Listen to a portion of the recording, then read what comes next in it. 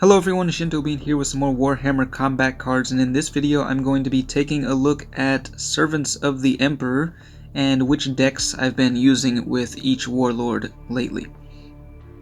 First up is Kamasar Yarik. This is one of the more straightforward warlords for the Servants of the Emperor. Whenever one of your cards dies, another one at random readies for 225% of its ready value. So this one I like to just go with a ranged build, and the key is to make sure that all of your bodyguards increase your ranged attack when they ready. So you can see all of them have the ranged icon in there.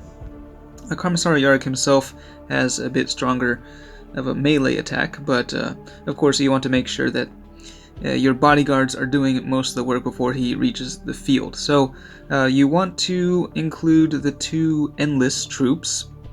So we've got this guy, the Shock Trooper, and the Tempestus Scion.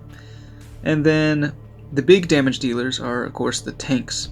And actually, before I was running a pure Astra Militarum deck with Kamasar Yarik, which is pretty fun. We got the Leman Russ, which can deal massive damage and also has a very nice precision shot. We've got the Basilisk. This is a personal favorite. Very powerful barrage unit. It doesn't have too much health, though, so you want to make sure that you get the most out of it while it's on the field. Then we got the Hellhound with Scout, so this will boost your next ranged attack even more when it deploys. Also deals a considerable amount of damage. I got one more barrage unit, Try Again Bragg. This is one of the Tanith first and only, so he has pretty good stats for a low cost.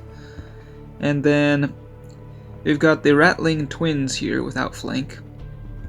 And then finally, the Tech Priest got its stats increased by a bit in the last balance pass, so I have included this one in there.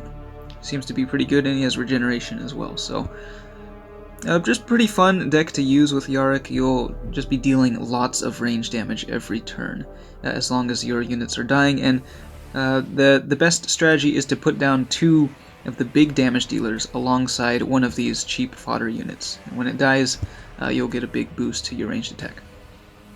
Next up, we're going to look at Ursarkar E. Creed. This is the newest warlord for the Servants of the Emperor.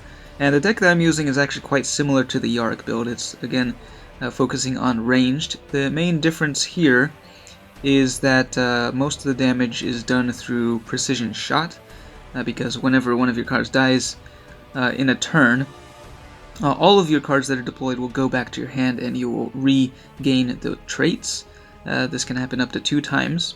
So, again, we got the Leman Russ with a precision shot and also the Dune Crawler. So both of these will be able to deal a lot of damage by redeploying and reusing their precision shot.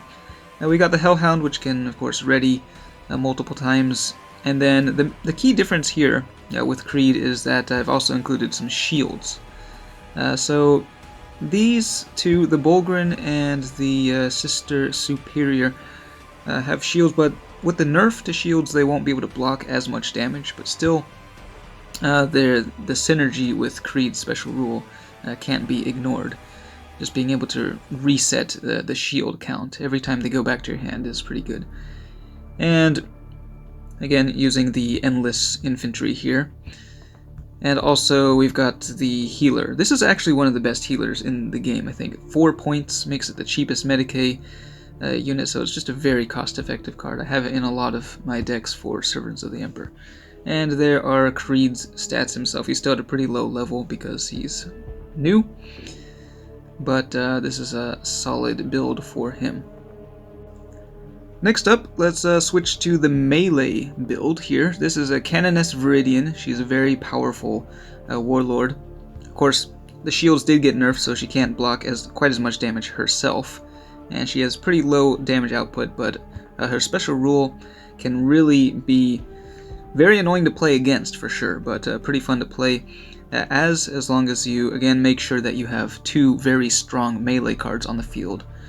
And it's the weaker card that gets killed first. So I've changed up the bodyguards I use with her a few times, just depending on what's the level of my cards and also which cards have gotten buffed recently. So the ones that I have had with her for as long as I can remember, are Alea and Valerian.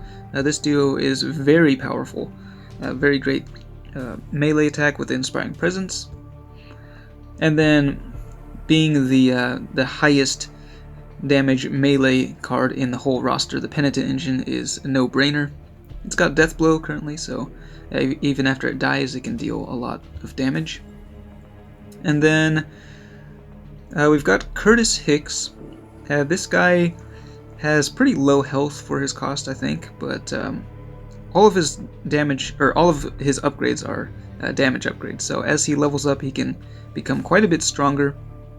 And at level 5, he's really dishing out some damage, especially to Big Game. This card I actually have not used in maybe 2 years or so, but with the latest balance pass, they actually buffed its melee attack to the point where you can't really ignore it anymore. It's a 61 melee for 11 points. That's a really good value right there. He's got Furious Charge, and also, likewise, Trajan Valoris also got a buff to his stats, so he works very well, I think, with Canoness Viridian at this point.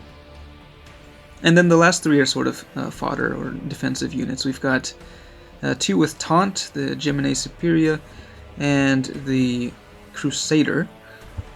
So they will be the most likely to die first and allow one of your stronger units to attack. And then we've, again, got the Medicae card in there with the last 4 points. Next up, let's look at Inquisitor Greyfax. And of course, Greyfax is a very powerful warlord with endless options. You can really use any sort of build. You can go ranged, melee, or psychic with her. I currently have her at level 5, and this is where she gets a very powerful attack with all 3 attack types, making her pretty deadly herself. They did nerf her stats slightly, but still she is quite strong. And I personally like to use the Custodes with her, so this is the build that I am going for. It just deals so much damage, and I really like it because it makes these cards feel just so much more like, you know, the ultimate soldiers of the Imperium. So we've got, again, Trajan Valoris, and the Praetor here used to have Furious Charge. Actually, they changed it to Outflank, which is... It's okay, I guess, but just going with the Custodes, I had to include it. And again, the Alea and Valerian do over 100 damage after getting buffed by Greyfax, and again, the medic is worth having in here as well. So only 4 bodyguards, but on the first turn they'll already be dishing out hundreds of damage. So this is a pretty fun one that I like to use with Greyfax. Next up, let's look at another newer warlord, Morvin Val. She is a bit more expensive, but she has pretty good stats here at level 3, and she's got Fear for her trait. She has a defensive special rule that reduces the incoming damage from the first 3 attacks by 30%. So with her, I haven't really used her very much, but I think that this build could be quite powerful. Most of the damage will be dealt through these Psychers, but also we've got a mix of ranged and melee units with debuffs in here as well. The Inquisitor Lord and the Imperial Navigator both have Psionic Blast. We've got the Colexus Assassin, which has Fear, and the Primaris Psyker. So 4 Psychers in there. And what combos well with these, I've found, is we've got the Imperial Robot and Ironhand Strachan. So both of these have regeneration. They're kind of similar. Strachan's the melee one, and the robot here has ranged, but they both debuff the respective attack types. This debuffs ranged, Strachan debuffs melee. So depending on what you're up against, you can put down like 2 Psychers and then one of these guys, and that will just constantly debuff the enemy, and you'll be able to dish out free damage. And then the Eversor Assassin is also a very good card. At 24 points, it's a pretty powerful berserker. It's got very good stats, so that's also a nice one to throw in here. And then, of course, the healer as well. So, again, I haven't used Morvin Val too much, but I feel like this could be a pretty good composition in most situations. And again, they'll The Psychers are a little bit squishy, but they do get protected by her special rule.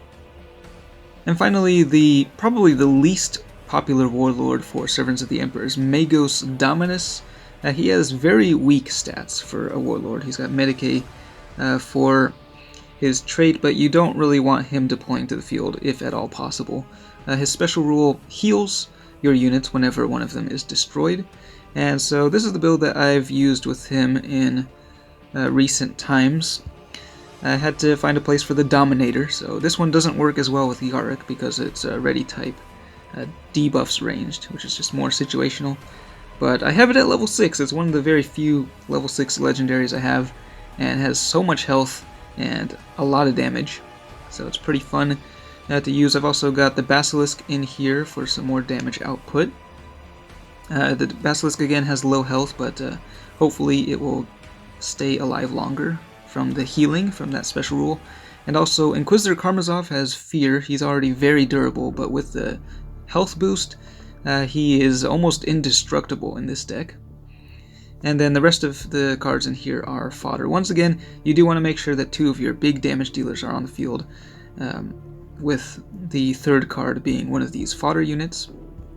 We've got the Rogue Trader, which can deal a decent amount of range damage. Again, we have the 2 Endless units. You definitely want to make sure you're using these.